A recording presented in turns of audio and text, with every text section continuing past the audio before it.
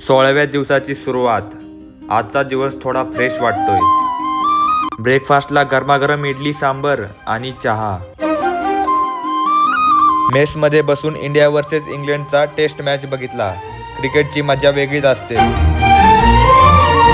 हलक्या फुलक्या पावलांनी कॉलेजकडे वाटचाल।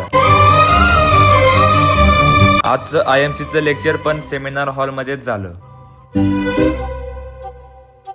आणि आज शिकवायला होत्या एक नवीन मॅडम।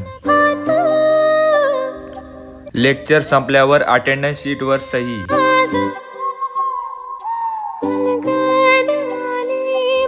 मग वाट धरली मेसकडे आणि घेतला गरमागरम जेवणाचा स्वाद। शेवटच्या लेक्चरमध्ये डेलनीट वेबिनार अटेंड केला। फायनली सर्व लेक्चर संपले आणि मी निघालो रूमकडे।